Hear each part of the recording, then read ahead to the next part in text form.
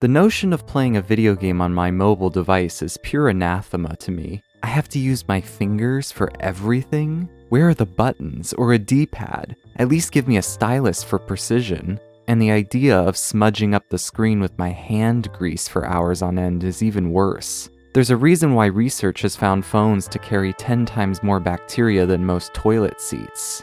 I admit all of my excuses aren't perfectly rational. I'd bet my 3DS also carries 10 times more bacteria than most toilet seats too.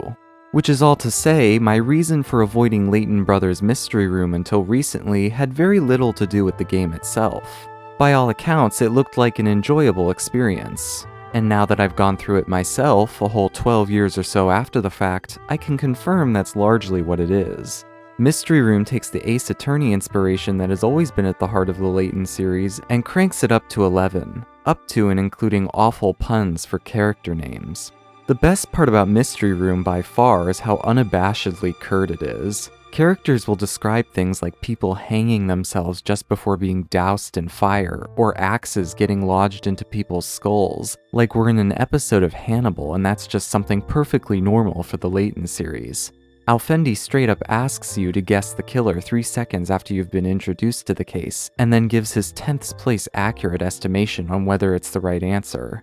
And I absolutely love the little argument arrows that appear every time a witness rebuts an assertion, which often end up being little more than passive-aggressive summaries of their current disposition. Yes, with all the motion, Mystery Room can sometimes become overwhelming. Some leaps in logic or next steps aren't always as obvious as the game seems to think it is. I mean, how was I supposed to guess the ice knife? To say nothing of the ivy. Nevertheless, Mystery Room effectively ramps up the difficulty of its cases as it continues, starting you off on some fairly minuscule routine situations before unleashing itself in the last third by having you investigate an escape room bunker in an entire 5-story castle.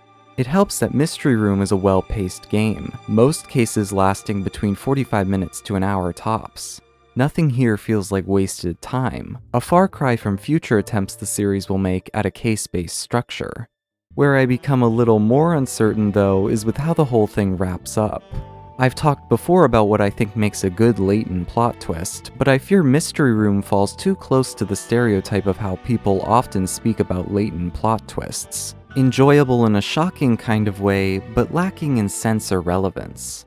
The driving character conflict throughout Mystery Room is the dual personality of Alfendi Layton. During strenuous investigations, Alfendi seems to change into a more crazed state, obsessed with killers and their motives. We learn that the behavior began after a traumatic incident in which a manhunt for a serial killer ended with a shootout between the suspect and Alfendi. Both shot, but only the serial killer died, presumably by Alfendi's gun.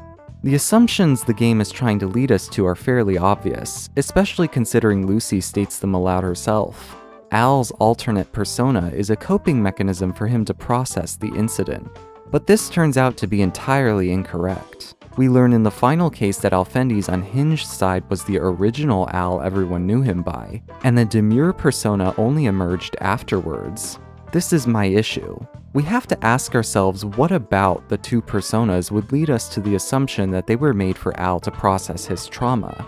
What I think we'll find is that this assumption only really makes sense if Potty Prof was the emergent personality and Placid Prof the original. In case 4, Al rejects the idea that the murderer was a demon by suggesting it was a human that possesses the heart of a demon. He expands on this later, saying, "Demons are real, and all around us." Carefully led, the man can be a crazed killer, yet without direction he's nothing. A mere puppet. You steal and even kill, all because of this demon's voice. Here we come to understand a possible mechanism through which the two personas could have offered Alfendi refuge. Justin implants a fake belief that Al was indeed responsible for Makepeace's murder. Al, being a timid person who would never think himself capable of such violence, would then need a way to make such an outlandish claim make sense. The result is the Potty Prof, a personality who embodies the evil he never knew was there, the demon part of himself whom he can conveniently separate from the person he originally thought he was. Having these two personas coexist would allow Al to construct a coherent version of himself, wherein it's not really him who committed the murder, but the other, the titular Layton brother. This is a coherent vision of the character, one that both explains why an alter may have come about, as well as how Justin could have manipulated Alfendi to his own ends. But under the game's actual accounting of events, we have to interpret the evidence differently. The placid prof repeatedly maintains his guilt, while the potty prof maintains his innocence. The game clearly hints that the potty prof has it right.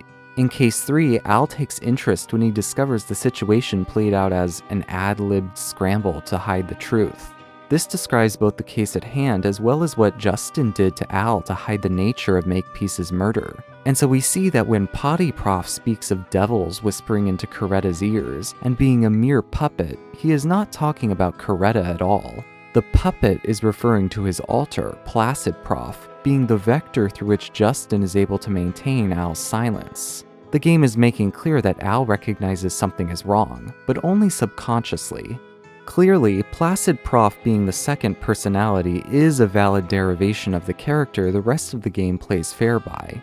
But what I want to argue is that this reading, while more unexpected, is missing something its opposite isn't, in a way that makes it a less satisfying explanation.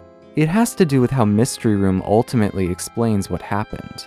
In the epilogue, it is stated outright that Justin brainwashed him into developing the Placid personality so that he couldn't reveal the facts of the incident. That Justin himself was in league with Makepeace and wanted to bury the evidence of his involvement once and for all.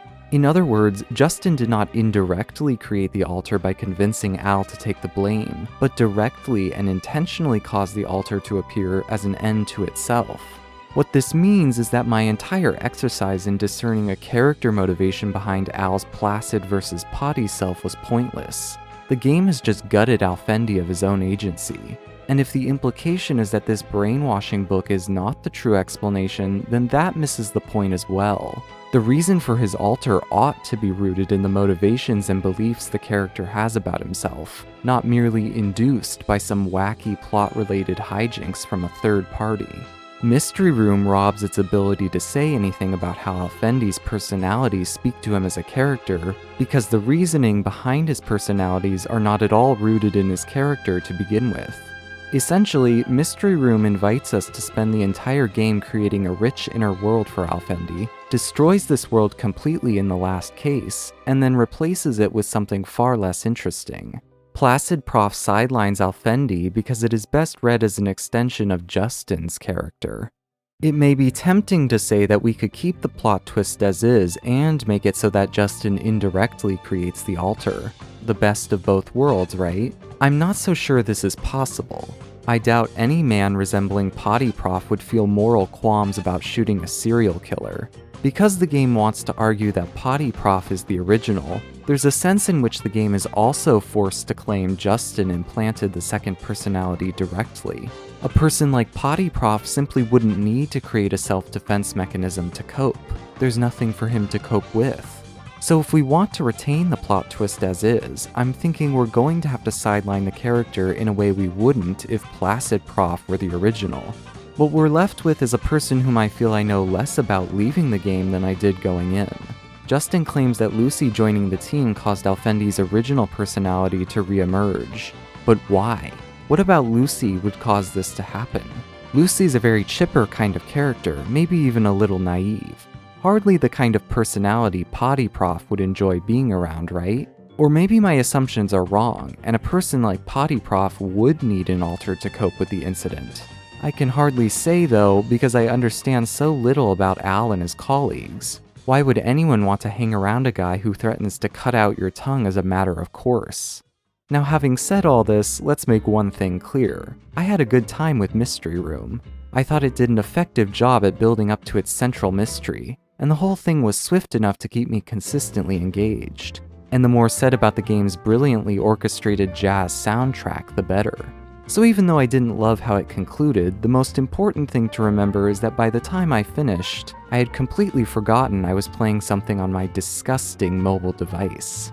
After 12 years of avoidance, that's quite the achievement. Never make me do it again.